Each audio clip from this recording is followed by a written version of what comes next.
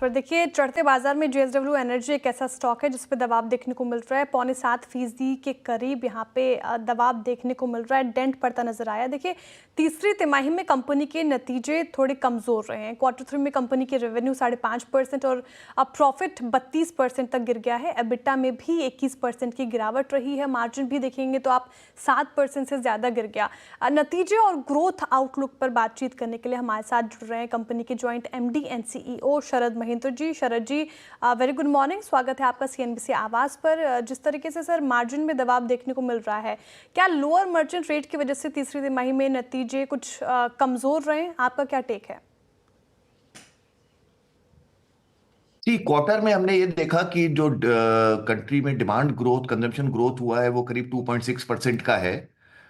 Q3 में अगर हम पिछले साल से कंपेयर करें, बट पिछले साल का हमको ये ध्यान रखना है कि ग्रोथ जो था लास्ट ईयर Q3 में वो बहुत ही हाई बेस पे था। 9.9% का ग्रोथ हुआ था।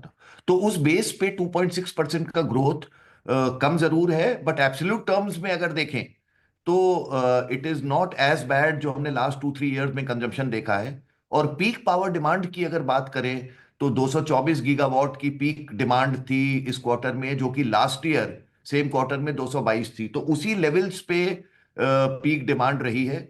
हमको ये ध्यान रखना है कि एक्सटेंडेड मॉनसून भी था, सब था, जिसका भी इम्पैक्ट था। और आने वाले समय में हमारा वी आर कॉन्फिडेंट, जो हमको ट्रेंड्स जनवरी के पहले 25 दिन में दिखे हैं कि Q4 will be significantly better जो हमने Q3 में देखा है उसके मुकाबले कंपैरिजन। बिल्कुल ठीक है सर। लेकिन सर, ये कैपेक्स और एक्सपेंशन, कैपेसिटी एक्सपेंशन की क्या प्लानिंग है आपके? फाइनेंशियल 2026 के लिए क्या गाइडेंस है?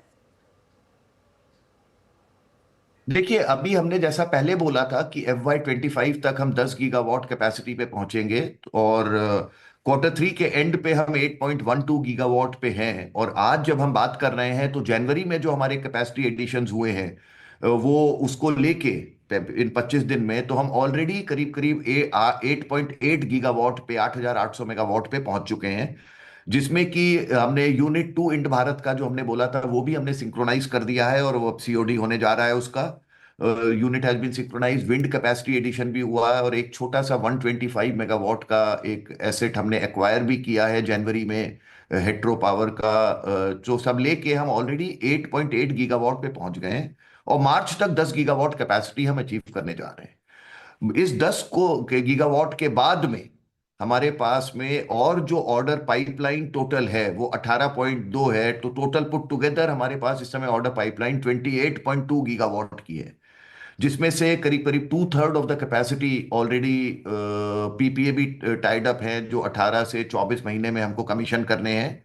तो उसको ध्यान में रखते हुए हम अपने नंबर्स के साथ में जब हम ये 10 गीगावाट अचीव कर लेते हैं और नेक्स्ट ईयर का हम अपना बिजनेस प्लान फाइनल करते हैं, तो हम Q1 में डेफिनेटली हम अपने FY26 के नंबर्स पे आएंगे। बट कैपेक्स का जहां तक सवाल है, कैपेक्स का हमारी अपनी हेल्दी बैलेंस शीट हमको डेफिनेटली अलाउ करती है टू मेंटेन जो हमारे अपना ग्रोथ प्लान है और एक्सेलरेटेड ग्रोथ प्लान है। तो we are absolutely on track to achieve the numbers. बिल्कुल सर, मार्च तक 10 गीगावाट कैपेसिटी एक्सपेंशन, ठीक है। लेकिन सर, बैटरी स्टोरेज प्रोजेक्ट से जुड़ी एप्टल में होने वाली सुनवाई, साथ ही आप देखें तो CERC ऑर्डर को लेकर आपकी क्या एक्सपेक्टेशंस हैं? देखिए, इसमें पहली चीज ये है कि हमारे पास में हमने कई बैटरी के प्रोजेक्ट्स जीते हैं। कुछ सोलर के साथ में है। ये पहला प्रोजेक्ट था इंडिया का, अगर आप याद करें, करीब 2.5 साल पहले जो 1 गीगावाट आवर का आया था, जो कंट्री को भी बहुत नीड थी कि कितना कैपेसिटी एडिशन सोलर का हो रहा है। तो ग्रिड स्टेबिलिटी के लिए बहुत इंपॉर्टेंट है स्टोरेज होना एट द राइट टाइम।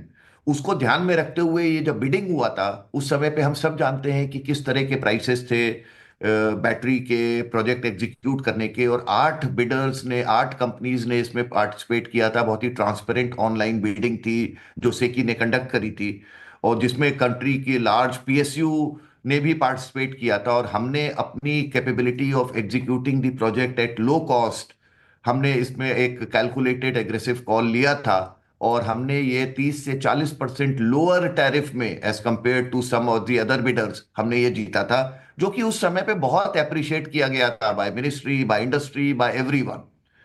और इसमें से जो पीपीए साइन होना था जिस पोर्शन का टोटल कैपेसिटी का, उसका 50% पीपीए भी साइन हो गया था गुजरात के साथ। गुजरात रेगुलेटर ने भी अप्रूव कर दिया था।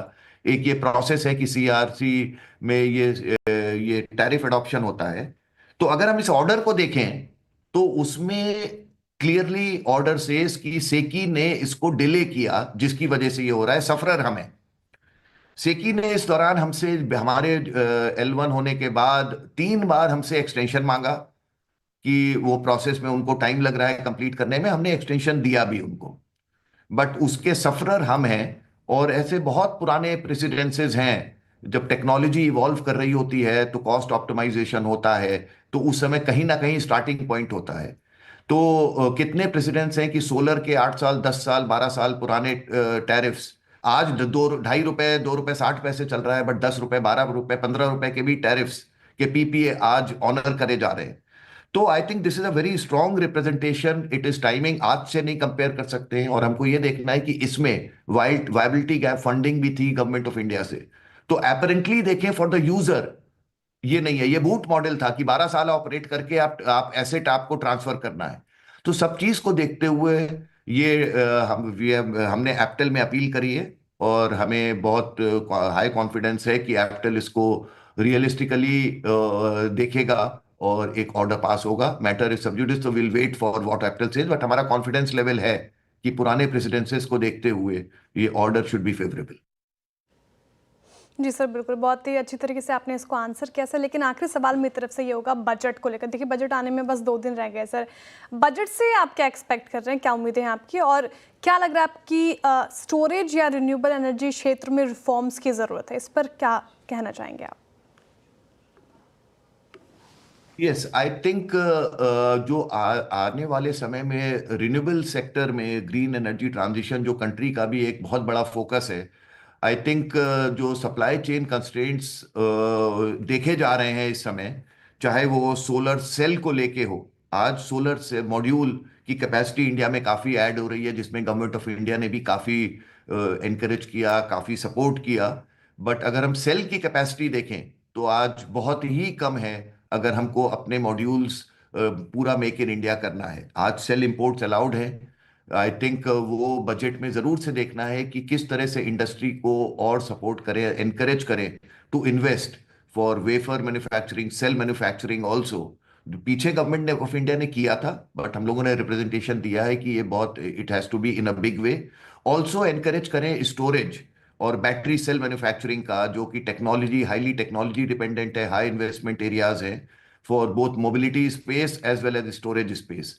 इसके अलावा एग्जीक्यूशन के जो चैलेंजेस हैं, whether it is the grid infrastructure and the land availability. So these are certain representations we have made, not related just to the budget, but also related to the policy matters, जिसमें कि I think we expect government should come regarding coal. ऐसा कोई, क्योंकि अब हमारा domestic कोल availability इतना बढ़ गया है, और हम लोग भी अब सारे जो हमारे प्लांट्स हम करने जा रहे हैं, आगे जो भी एक्सपेंशन होगा वो डोमेस्टिक कोल बेस्ड होगा। और call availability government of India के लास्ट 5-7 साल के जो एफर्ट्स हैं सिग्निफिकेंटली इंप्रूव करी है, और call availability is now not a challenge.